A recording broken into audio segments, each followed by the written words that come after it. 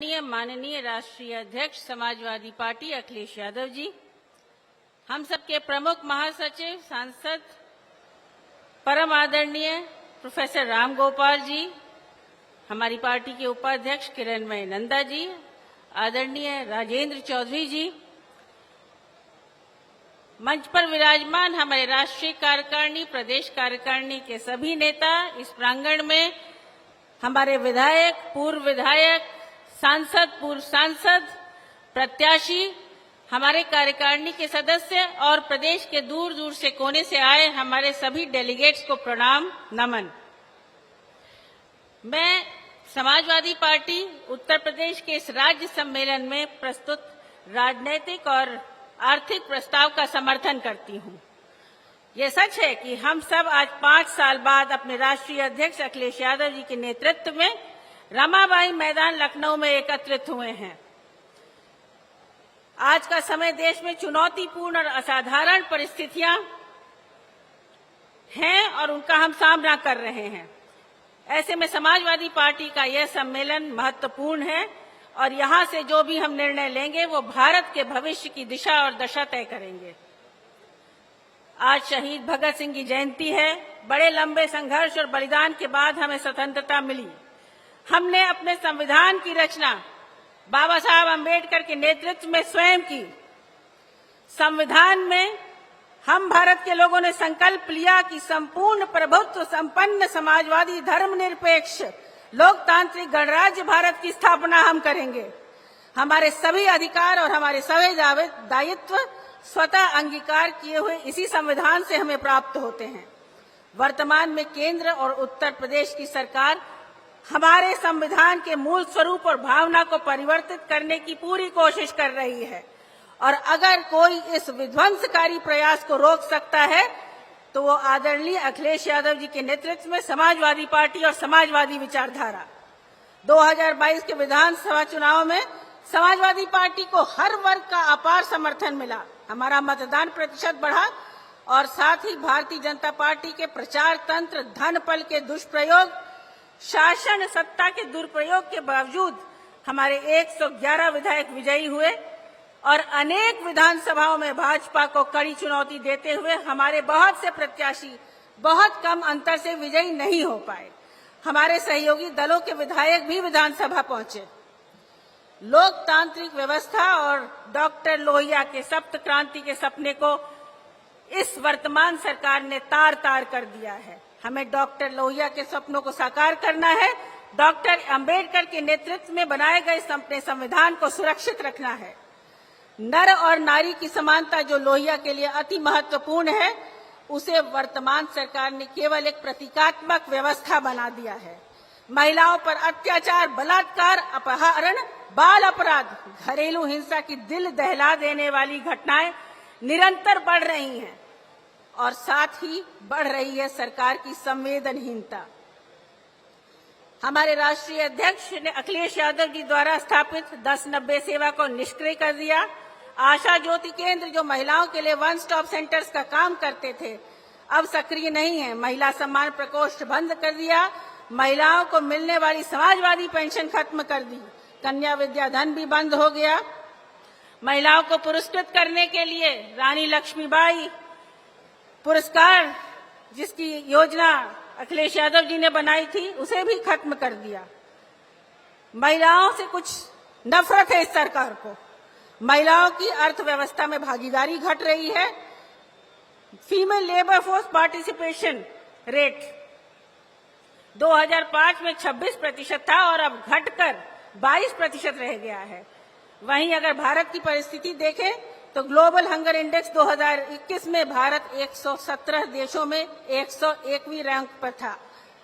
2021 में राज्यसभा में खुद मंत्री जी ने माना कि देश में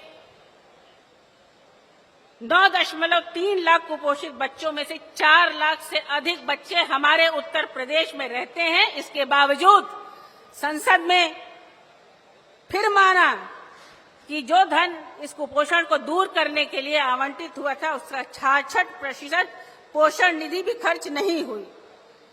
3 वर्षों में हमारी सकल विकास दर उत्तर प्रदेश में हर स्थान पर गिर रही है।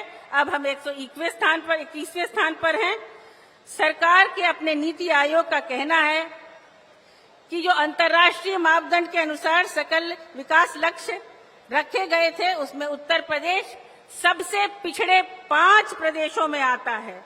साथ ही उत्तर प्रदेश सरकार का सबसे बुरा प्रदर्शन गरीबी, भुखमरी, इंडस्ट्री, शिक्षा और महिला सशक्तिकरण से संबंधित विषयों पर रहा है। इससे ये साफ है कि ये चुनी हुई वर्तमान सरकार अपना मूल दायित्व निभाने में सक्षम नहीं है। मिशन शक्ति, मिशन कायाकल्प, नमामि गंगा, प्रधानमंत्री फसल बीमा योजना, प्रधानमंत्री स्वास्थ्य बीमा योजना, किसी से आम जनमानस को कोई फायदा नहीं है। ये सब योजनाएं असफल हैं। न सुरक्षा, न रोजगार, न सम्मान, न अधिकार। तो क्या कर रही है ये सरकार? जिला पंचायत चुनाव में अभी हमने देखा कि जिस प्रकार एक महिला प्रतिनिधि और उसके प्रस्तावक का सार्वजनिक चीरहरण हुआ, ये एक महिला अस्मिता पर भाजपा सरकार की असहनीय चोट है। समाजवादी पार्टी के घोषणा पत्र में आदरणीय अखिलेश यादव जी ने सरकारी नौकरियों में महिलाओं को 33% आरक्षण देने का वायदा किया था। इस सरकार में तो महिलाओं के रोजगार के अवसर कम हो रहे हैं। वर्ल्ड बैंक के अनुसार केवल 19% महिलाओं के पास रोजगार है और ये दर निरंतर घट रही है।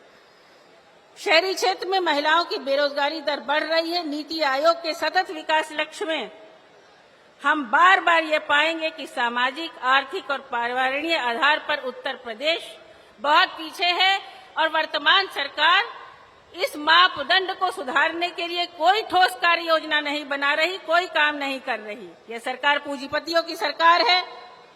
11,000 सरकारी प्राथमिक विश्वविद्यालयों को निजी हाथों में सौंपने का हम विरोध करते हैं। ऐसा अगर हो गया तो आर्थिक रूप से कमजोर बच्चे शिक्षा से वंचित रह जाएंगे। मध्यम वर्ग पर महंगाई का बोझ, उनकी बचत घट रही है, आय के स्रोत खत्म हो रहे हैं, लेकिन सरकार को कोई फर्क नहीं पड़ता। सरकार कहती है कि महंगाई नहीं है। समाजवादी पार्टी के संस्थापक सदस्य, हमारे पूर्व कैबिनेट मंत्री, राष्ट्रीय महासचिव आजम खान साहब और उनके परिवार के ऊपर झूठे और फर्जी मुकदमे लगाए गए हैं। उन्हें जेल में यातना दी है। निरंतर उन पर सरकारी अत्याचार हो रहा है। अपने राष्ट्रीय अध्यक्ष अखिलेश यादव जी के नेतृत्व में समाजवादी पार्टी मजबूती से उनके साथ खड़ी है। भारत की विविधता में भी एक एकता है। भाजपा इसी विविधता को खत्म करना चाहती है। सामाजिक और धार्मिक विद्वेष फैलाना उनका मकसद है। भाजपा संवैधानिक व्यवस्था के स्थान पर समाज को अधिनायकवाद की ओर ले जाना चाहती है, जिससे वो हमारी तर्क संगत सोच की क्षमता को कमजोर कर दे, हमारे अधिकारों को शून्य कर दे, हमारे दायित्व निभाने की स्वतंत्रता को खत्म कर दे। हम उस एजेंडे को रोकने का संकल्प लेते हैं अखिलेश यादव जी के नेतृत्व में। लोकतंत्र में सबसे महत्वपूर्ण है मत देने का अधिकार, लेकिन 2022 के चुनाव में लाखों मतदाताओं का नाम मतदाता सूची से काट दिया गया। असंख्य समाजवादी समर्थक वोट नहीं दे पाए। चुनाव आयोग मूक दर्शक बना रहा है। निर्वाचन आयोग जैसी संवैधानिक संस्था का पक्षपातपूर्ण रवैया एक गंभीर खतरा है। भाजपा सरकार का लक्ष्य ही संवैधानिक संस्थाओं को निष्क्रिय करना है, उन्हें खत्म करना है। लोकतंत्र को सुरक्षित रखने का दृढ़ संकल्प अखिलेश यादव जी के नेतृत्व में समाजवादी पार्टी का हर कार्यकर्ता लेता है। मतदाता सूची का सूक्ष्म परीक्षण निरीक्षण करके मतदाताओं को निष्पक्ष मतदान कराने का संकल्प हम लेते हैं। किसान भाजपा में परेशान है। पहले उसके ऊपर बिना विमर्श के 3 कृषि कानून थोपे गए। समाजवादी पार्टी किसानों की पार्टी है, जवानों की पार्टी है। राष्ट्रीय अध्यक्ष अखिलेश यादव जी के नेतृत्व में समाजवादी कार्यकर्ताओं ने कृषि कानूनों का विरोध किया, आंदोलन में भाग लिया। हमारे कार्यकर्ताओं पर सरकार ने झूठे मुकदमे लगाए, उन्हें जेल भेजा, प्रताड़ित किया। 700 किसानों की मौत हुई। आज भी उन किसानों के परिवारों को कोई ठोस मदद सरकार से नहीं मिली है। गन्ना किसानों से वायदा खिलाफी की गई। आज भी गन्ना किसानों का बकाया 4000 करोड़ से अधिक है। खाद, बीज, कृषि यंत्र, सिंचाई, माल ढुलाई सब बढ़ गए, पर किसान की आय नहीं बढ़ी। किसान को अपनी फसल का न्यूनतम समर्थन मूल्य नहीं मिल रहा है। हम सरकार से यह मांग करते हैं किसान को हर फसल पर न्यूनतम समर्थन मूल्य की घोषणा करें। उत्तर प्रदेश आज सूखे और बाढ़ की दोहरी मार झेल रहा है। इस समस्या से राहत पहुंचाने के लिए ठोस कदम उठाएं, केवल झूठे आश्वासन न दें। वादा किया था कि सरकार ने गड्ढा मुक्त सड़कें होंगी उत्तर प्रदेश में, पर तारीख पड़ती गई, सड़कें गड्ढा युक्त होती गई। 18,000 करोड़ रुपए हमारे पैसे बजट में आवंटित हुए, ये पैसा कहां खर्च हुआ, सरकार को इसका जवाब देना पड़ेगा। वर्तमान सरकार की विकास की कोई नीति या कार्य योजना नहीं है। उनका काम बस समाजवादी सरकार में अखिलेश यादव जी के किए हुए कार्यों का उद्घाटन करना, रंग बदलना, नाम बदलना, झूठा प्रचार करना, जिसका उदाहरण भगवान बुद्ध की भूमि कुशीनगर पे हमारे राष्ट्रीय अध्यक्ष अखिलेश यादव जी ने एक अंतर्राष्ट्रीय हवाई अड्डे का निर्माण किया। पहले उस पर एक फ्लाइट उतरती थी, अब उसको भी बंद करने की साजिश की जा रही है, जिसका हम विरोध करते हैं। स्वास्थ्य सेवाएं ध्वस्त हो चुकी हैं। 108, 102 एम्बुलेंस सेवाएं जो अखिलेश यादव जी के नेतृत्व में समाजवादी पार्टी की सरकार में संचालित होती थी, बर्बाद हो गई। मेडिकल कॉलेज में न स्टाफ है, न डॉक्टर है, न दवाएं हैं। मशीनें भी खोली नहीं गई, वैसे ही पड़ी हैं। हर विभाग में भ्रष्टाचार सरकारी संरक्षण में पोषित, पुष्पित और पल्लवित हो रहा है। बुंदेलखंड एक्सप्रेसवे उद्घाटन के बाद बारिश में ही घटिया निर्माण के कारण जगह जगह पहली बारिश में धंस गया। यह सरकार के भ्रष्टाचार का स्पष्ट उदाहरण है। सरकार के मंत्री एक दूसरे के ऊपर आरोप प्रत्यारोप लगा रहे हैं, लेकिन यह नाटक है। अपनी अकर्मण्यता छुपाने के लिए दिखावे के नाटकीय छापे भी मारे जाते हैं, किंतु उसके बाद कार्रवाई क्या हुई, इस पर सरकार कोई जवाब नहीं देती। हम सरकार से जवाब मांग रहे हैं। हम सरकार से कह रहे हैं कि कुछ काम करिए। बेरोजगारी लगातार बढ़ रही है, सुरक्षित रोजगार खत्म हो रहे हैं, रुपए का मूल घट रहा है, छोटे और लघु उद्योग बंद हो रहे हैं। सरकार लगातार सरकारी संपत्तियों को बेच रही है, सरकार उनका निजीकरण कर रही है। सनद रहे, यदि निजी क्षेत्र में केवल कारखाने लगेंगे तो उसमें आरक्षण की व्यवस्था लागू नहीं होगी। इस तरह से आरक्षण को भी खत्म करने की एक कार्य योजना भारतीय जनता पार्टी ने बना ली है। सरकारी नौकरियों में भर्ती निकलती नहीं, और निकलती है तो प्रश्न पत्र लीक हो जाते हैं। या तो सरकार की युवाओं को बेरोजगार रखने की ये कोई सुनी हुई साजिश है, या उनकी अकर्मण्यता। उत्तर प्रदेश को 1 ट्रिलियन की अर्थव्यवस्था बनाने की घोषणा करने वाले बस इतना बता दें कि इन्वेस्टर समिट में कागजी करार तो कई हुए, कितना निवेश धरातल पर आया? 0। एक ही बारिश में उत्तर प्रदेश की राजधानी लखनऊ जलमग्न हो गई। ये उदाहरण है स्मार्ट सिटी कार्य योजना के सत्य का विभत्स रूप। बुनकरों की स्थिति चिंताजनक है। समाजवादी सरकार में उन्हें फ्लैट रेट पर बिजली देकर राहत पहुंचाई जाती थी, पर भाजपा ने ये रियायत भी वापस ले ली, बिजली महंगी कर दी और मुकदमे भी लिखवा रहे हैं। अखिलेश यादव जी के नेतृत्व में समाजवादी पार्टी की मांग है कि जाति जनगणना हो, सभी जातियों को जनसंख्या के अनुपात में अधिकार और सम्मान मिले। उत्तर प्रदेश में अराजकता का माहौल है। हिरासत में हुए मौत का आंकड़ा 2020 में से 21 में 451 था, 2021 से 2022 में 501 है। ये भयावह है, क्योंकि जिन पर जो लोग उत्तर प्रदेश सरकार की नीतियों का विरोध करते हैं, ऐसे 142 लोगों पर राष्ट्रद्रोह लगाया गया, जिसमें से 92 लोग उच्च न्यायालय द्वारा निर्दोष पाकर बरी किए गए। साथ ही नौकरशाही और सरकार को चेतावनी भी दी न्यायालय ने। क्या अपने अधिकारों के लिए आंदोलन करना गुनाह है? ये तो हमारा संवैधानिक अधिकार है। ये भी भारतीय जनता पार्टी खत्म करना चाहती है।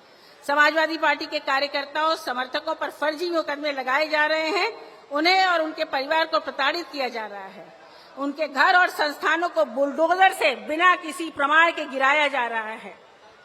3 किलो सरिया के चोरी के झूठे आरोप में हमारे एक कार्यकर्ता पर गुंडा एक्ट लगाया गया है। हम अपने हर कार्यकर्ता के अधिकारों के लिए अखिलेश यादव जी के नेतृत्व में संघर्ष करेंगे। इलाहाबाद विश्वविद्यालय के छात्र निरंतर 400% फीस बढ़ोतरी के खिलाफ आंदोलन कर रहे हैं। समाजवादी पार्टी छात्रों के साथ है। यह सम्मेलन यह संकल्प लेता है कि हम अखिलेश यादव जी के नेतृत्व में जनता से जुड़े हर मुद्दों के लिए संघर्ष करेंगे और संगठित और अनुशासित होकर भाजपा के अत्याचारी, अन्यायी, भ्रष्टाचारी शासन को 2024 में समाप्त करेंगे। आदरणीय राष्ट्रीय अध्यक्ष जी का बहुत बहुत धन्यवाद, यह अवसर उन्होंने मुझे दिया। जय भारत, जय समाजवाद।